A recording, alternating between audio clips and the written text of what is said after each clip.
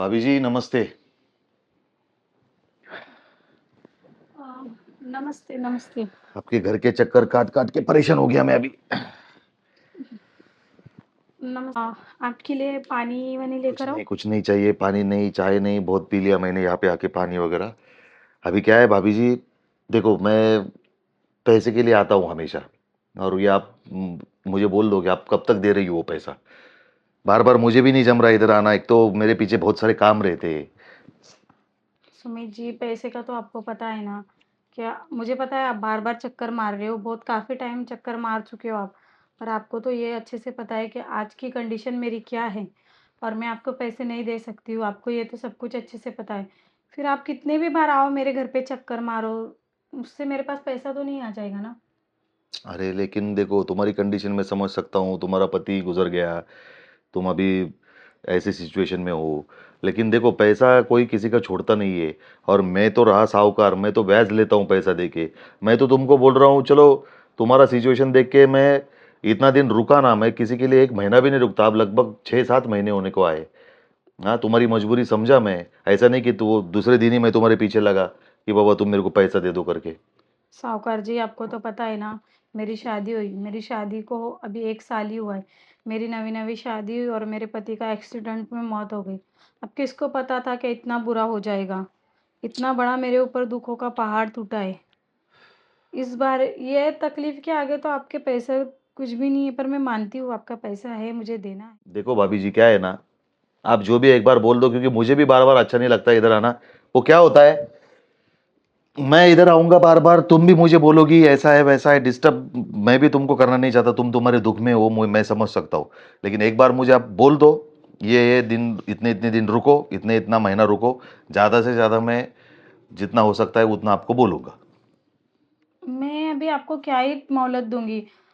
देखो अगर मैं जॉब वग़ैरह करती या मेरा कुछ मतलब काम धंधे का कुछ लाइन होता तो मैं आपको बोल भी सकती थी कि साहूकार जी आप रुकिए 1-2 महीना, 6 महीना। पर मेरे पास तो ऐसा कुछ सहूलत ही नहीं है ना कि मैं आपको बोलूँ कि रुकिए आप करिए। मेरे पास पैसे देने के लिए कोई ज़रिया है ही नहीं साहूकार जी, मैं क्या बताऊँ आपको? देखो भाभी जी, इंसानियत जितनी रखनी थी वहाँ तक मैंने रख ली। अभी मुझे हैवान बनने पे मजबूर मत करो। मैं तुमको 8 दिन की मोहलत देता हूँ, 8 दिन के बाद मैं वापस आऊँगा।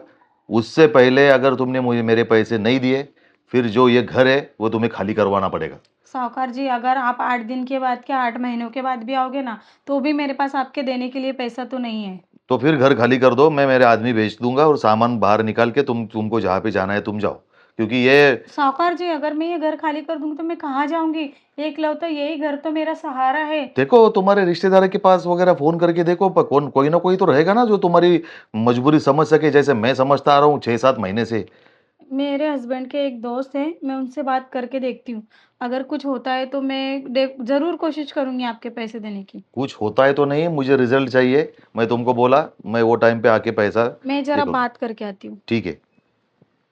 क्या यार, सबकी मजबूरी हम लोग समझे, हमारी मजबूरी कोई नहीं समझता।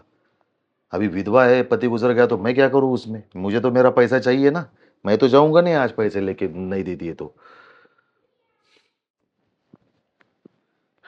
किसको फ़ोन लगाऊँ, किससे मदद माँगूँ, कुछ समझ में नहीं आ रहा है। हाँ, इनके एक दोस्त थे, जो बिज़नेस में हमेशा पैसे लगाया करते थे उनके साथ। शायद वो मेरी थोड़ी बहुत मदद कर पाएँ। हेलो। हेलो। हाँ, राहुल जी, हाँ, हाँ, बोलिए ना मैडम। मैं रवि की बीवी बोल रही हूँ। अच्छा, अच्छा, हाँ, भाभी जी नमस्ते, बोलिए ना। हाँ, मुझे आपसे ना कुछ मदद चाहिए थी। हाँ, बोलिए भाभी। अभी तो जैसे आपको पता है कि ऐसा इतना मनहूस हादसा हो गया और रवि हमको छोड़कर चले गए। हाँ, हाँ, वो तो मुझे पता है। पर वो तो छोड़कर चले गए पर वो जाने के बाद में कुछ कर्ज़दार है जो उनका कर्ज़ मुझे चुकाना पड़ रहा है और उनका कर्ज़ चुकाने के लिए मेरे पास अभी फ़िलहाल की कंडीशन में तो 1 रुपया भी नहीं है। तो मैं आपको ये बोलना चाहती थी कि आप मेरी थोड़ी मदद कर सकते हो क्या? भाभी एक्चुअली कैसा है, मेरे पास भी कम पैसा है। कितना चाहिए था आपको तभी? उनसे मेरे हस्बैंड ने मरने के पहले-पहले उनसे 5 लाख रुपए लिया था। अरे भाभी, इतना तो मेरे पास भी नहीं है। हाँ, 20-30 हज़ार की बात रहती तो मैं आपको मदद कर लेता था। नहीं, एक बार आप मेरे घर पे आके साहूकार से बात करते हो क्या? ठीक है चलेगा। क्योंकि वो मेरी बात तो नहीं समझ रहे, शायद वो आपकी बात समझ जाए थोड़ा। ठीक है चलेगा भाभी। आ जाइए, वो मेरे घर पे ही बैठे हैं, तो जल्दी से कोशिश कीजिए आने की। ठीक है भाभी। ठीक है, बाय। इन्होंने भी मदद करने के लिए मना कर दिया। अब मैं क्या करूँ, कहाँ जाऊँ, किससे मदद मांगूँ, मुझे तो कुछ समझ में नहीं आ रहा है। अपने रिश्तेदारों से तो मदद नहीं मांग सकती, क्योंकि वो पहले ही मेरे घर वालों की हालत ही नहीं है कि वो मेरी मदद कर पाए। उन लोगों का ही गुजर बसर कैसे तो होता है।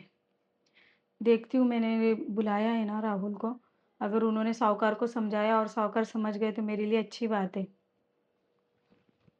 इतना टाइम लगाएंगे यार। भाभी जी क्या हो गया, हो गई बातचीत कुछ? हाँ साहूकार जी, मैंने बात तो की, मैंने सबसे बात की, मतलब जितने भी मेरे पति के दोस्त थे और कुछ मेरे रिश्तेदार भी थे एक दो जो अच्छे खासे पैसे वाले हैं, उनसे भी बात की, पर उन्होंने बोला कि अभी फ़िलहाल इतने अर्जेंट में तो कुछ नहीं हो पाएगा। वैसे मेरे एक पति के दोस्त को मैंने बोला है, उन्होंने बोला है कि देखता हूँ मैं, कुछ ना कुछ होता है तो मदद करता हूँ, बस वो आते ही होंगे। देखो अभी क्या है, तुम जो बोलोगी वो पूरब, हम जो बोलेंगे वो पश्चिम, ऐसा हो गया है। नहीं, देखते हैं नहीं अभी साहूकार कब ऐसा। तक आएंगे, लेकिन जल्दी आएंगे ना वो। हाँ, बस मैंने उनको बोला था तो वो मैं क्या है ना मेरे बाजू की बिल्डिंग में ही रहते हैं, तो निकल चुके हैं, बस आते ही होंगे, बस आने बहुत वाले। बड़ा गलती किया है यार मैंने आपको पैसा देके। हाँ।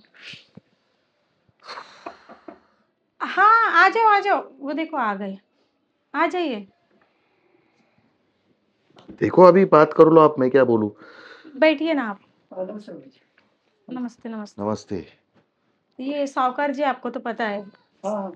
सबको ब्याज से पैसे देते हैं, मुझे और रवि को भी दिया था इनके ऑफ होने के पहले 5 लाख रुपए, तो वही पैसे लेने के लिए आए। अभी आपको तो पता है ना मेरी कंडीशन क्या है, मेरे हाँ पास हाँ, ये पैसा तो तो मालूम नहीं है है। मुझे। तो देखो अभी कैसा है, मैंने पैसे दिए, अभी इतने सारे महीने हो गए उनको गुजर के, अभी मैं अभी रुक सका उतना रुका, अभी इसके आगे मैं नहीं रुक सकता। या तो उनको मैंने बोला मुझे 8 दिन के अंदर पैसे दे दो, या तो फिर ये घर मुझे खाली करवाना पड़ेगा। अरे वो ये घर आपको देंगी तो वो किधर जाएगी ना। अभी वो ऐसे तो मैं सबको छोड़ते रहूंगा तो मुझे ही घर से बाहर निकलना नहीं पड़ेगा सर एक बार।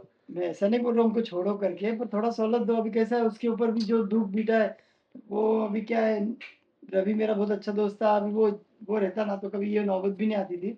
मुझे पता है वो कितना एक्सपर्ट था पैसे में वगैरह कमाने में। पर अभी ठीक है, अभी जो देखो भगवान को जो मंदिर, उसके आगे तो कोई जा नहीं सकता उसके आगे। तो अभी थोड़ा और मदद दो ना उनको, थोड़ी सहूलत दो। देखो सर जी, कोई किसी को 10 रुपए नहीं छोड़ता है, और मैंने जो इनको पैसे दिए, इनको पूछो कितने दिन हो गए अभी। और अभी ये जो चीज़ जो हकीक मतलब परिस्थिति उनके ऊपर आई है, वो इनको क्या, मुझे भी नहीं पता थी कि ऐसा जाके कल होगा। अभी मैं, मेरे पास ऑप्शन ही नहीं ना दूसरा, या तो मुझे पैसे छोड़ने पड़ेंगे, और पैसे छोड़ूंगा तो ऐसा हर कोई मुझसे वही उम्मीद रखेगा। नहीं नहीं, पैसे छोड़ने के लिए नहीं बोल रहा हूँ मैं। क्या है देखो, मेरा भी आज ही मुझे बोला इन्होंने ये चीज़ है, तो मेरे पास भी अभी इतने तुरंत में इतने पैसे नहीं है कि जो मैं उनकी थोड़ी बार भी मदद कर पाऊँ।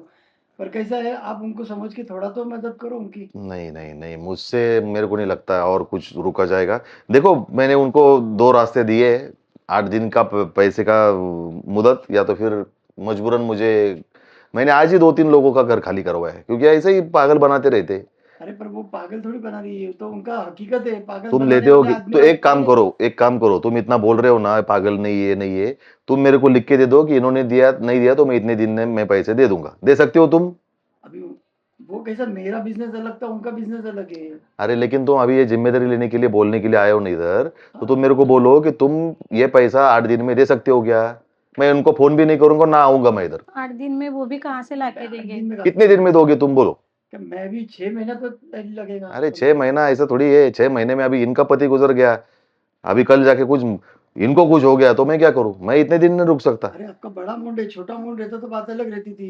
5 लाख देखो रुपए भाभी जी, का 6 महीना तो लगता है मैं उसके किसी लिए। दूसरे तीसरे के साथ बात नहीं कर सकता। मैंने पैसा आपको और आपके पति को दिया था, अभी वो तो चले गए, अभी आप हो, आप मुझे पैसा दे दो, मैं बाकी किसी के साथ बात नहीं कर सकता। आप जाइए राहुल जी, मैं देखती हूँ क्या कर सकती हूँ तो। ठीक है, देखो मेरे हिसाब से मैंने नमस्ते, पता है। शुक्रिया आप आए, मेरे लिए मदद की, बहुत बड़ा एहसान है आपका। आप जाइए, मैं देखती हूँ क्या कर सकती हूँ मैं। ठीक। बोलो कैसा करना है फिर? सुनिए ना साहूकार जी, अभी आपने तो सुना, अब वो बिजनेस करने वाले लोगों के पास पैसा नहीं है, तो मैं अकेली औरत आपको कहाँ से लाके दूँ पैसा? मेरे पास तो कुछ रास्ता नहीं, सारे रास्ते बंद हो गए मेरे। देखो भाभी, अभी आपके रास्ते सारे बंद हो गए, एक रास्ता मेरे पास है, लेकिन वो आपको फिर मैं जो बोल रहा हूँ वो आपको करना पड़ेगा। आपके पास क्या क्या रास्ता है आपके पास? अगर मेरे बस में हुआ तो मैं वो हर मुमकिन कोशिश करूँगी कि आपका कर्जा चुका पाऊँ। देखो, अभी तुम तो इतनी बड़ी रकम दे नहीं पाओगी। कोई दूसरा भी आदमी कोई बीच में ये पैसों के व्यवहार में कोई गिरता नहीं है। और आप सवाल आपके पति का, वो तो अभी इस दुनिया में ही है नहीं।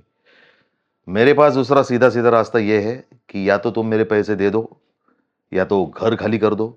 और तीसरा ऑप्शन मेरे पास ये है कि जो एक पत्नी अपने पति को देती है, वो सब चीज़ें तुम्हें मुझे देनी पड़ेगी। साहूकार, ये कैसी बातें कर रहे हो आप?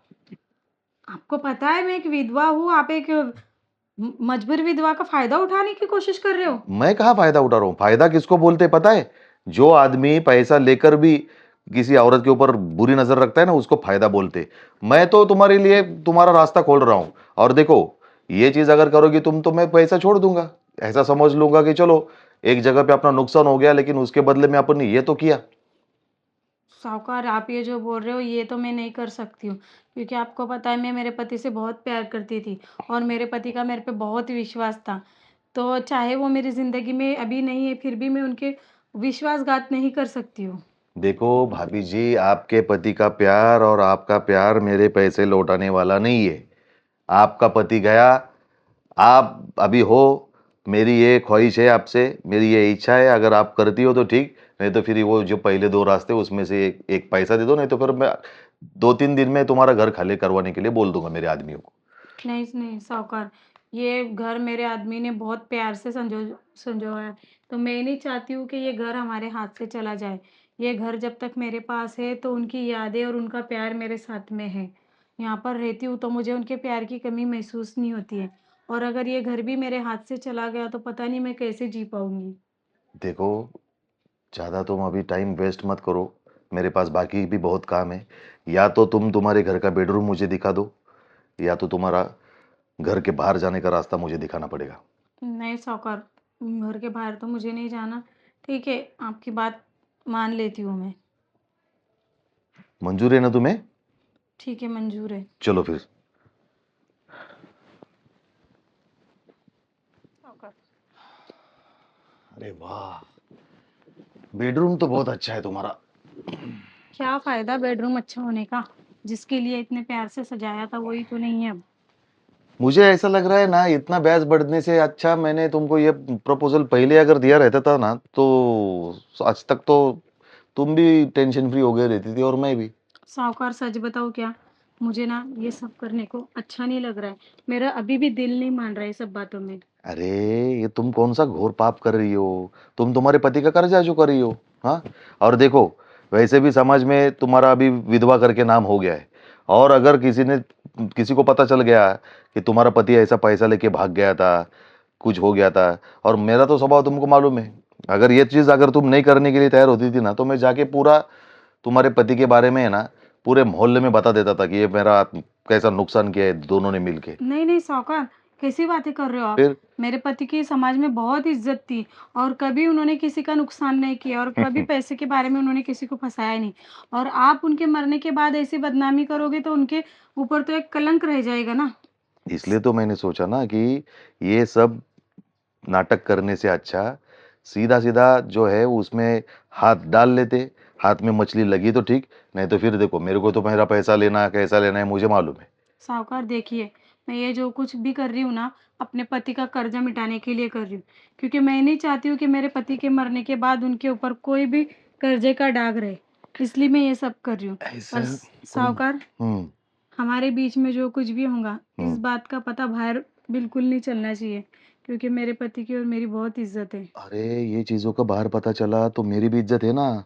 लोग थोड़ी ना बोलेंगे हाँ पति का कर्जा इसने चुकाया, लेकिन ये आदमी इतना फालतू कैसे है, ये किसी औरत के साथ ऐसा करता है। वो छोड़ दो, वो मैं किसी को नहीं बोलूंगा। मेरे को मेरा पैसा वसूल करने से मतलब है। हाँ, लेकिन एक बात है, अगर मैं खुश नहीं हुआ तो फिर मुझे रोज आना पड़ेगा। नहीं, नहीं, तो रोज़ मतलब ऐसा मुंह लटका के मत बैठो। थोड़ा सा टेंशन निकाल दो दिमाग में से और मुझे अच्छे से खुश करो। तब जाके तुम्हारा एक एक रुपया हर सेकंड में कम होते जाएगा। साहूकार, पर मैं ये पूछ रही थी आपसे कि ये 5 लाख के बदले मुझे ये कब तक करना होगा? जब तक मेरा मन ना भरे।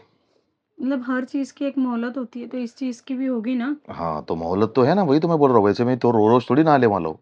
जभी-जभी मैं इधर इधर आऊँगा, बहुत सारे लोगों को यहाँ पे भी कर्ज़ा दिया है मैंने। कभी-कभी आऊँगा इधर उनके पास, तो यहाँ पे आके रिलैक्स होके जाऊँगा, है ना? ठीक है, चलेगा साहूकार। आपको जो करना है, जैसे करना है सब कर लीजिए, पर मेरे पति के ऊपर से कर्ज़ का दाग हटा दीजिए बस। वो अभी तुम्हारे हाथ में है। जितना जल्दी तुम वो काम शुरू करोगी, उतना जल्दी वो कर्ज़ा मिटना शुरू हो जाएगा। हुँ? ठीक है साहूकार।